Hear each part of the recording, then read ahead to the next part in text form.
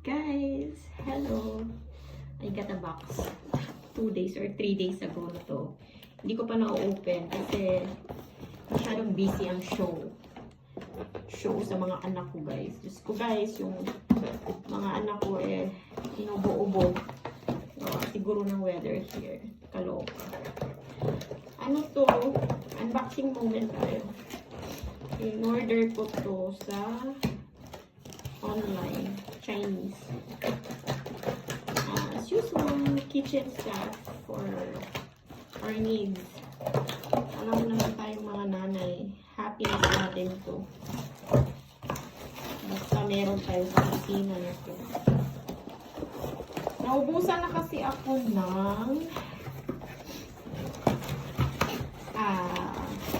tawag nito. Galing nila daming papel. Naubusan na ako ng patis. Fish sauce.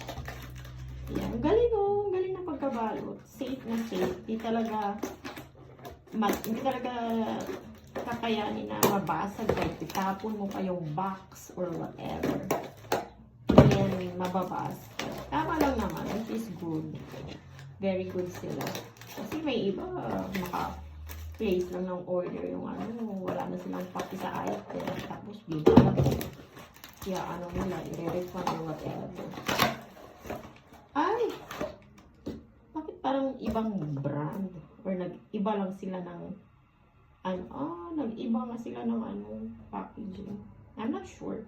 Ito guys, fish sauce. Incheck Pero may nakalagay naman sa likod na yan. Patis, fish sauce. Ang ingay ng anak ko. Wala dito si Matia, nasa bahay ng biyanan ko. Tsaka yung asawa ko. What do you want? Check kay Malo. Tapos umorder ako ng wala kaming fresh na coconut here, of course. Salata lang. Kasi alam nyo na, magpapasko at mag-New Year. Malay nyo, matripan kong magbiko. Order akong 2. Plus, usual, it's not our all-time favorite. It's all-time favorite of my asawa. Meron silang dito, yung white beans. Pero, hindi na feel. Kasi, lagi siyang nauutot. Sabi niya, I rather eat munggo than that white beans. Pasoy ang tawag nila sa munggo. Ay, sa white beans. Pasoy. Yan. Munggo again. Walang katapos ang munggo. Actually, meron pa ako here. Pero syempre, ayoko naman saka na ako order to the last minute.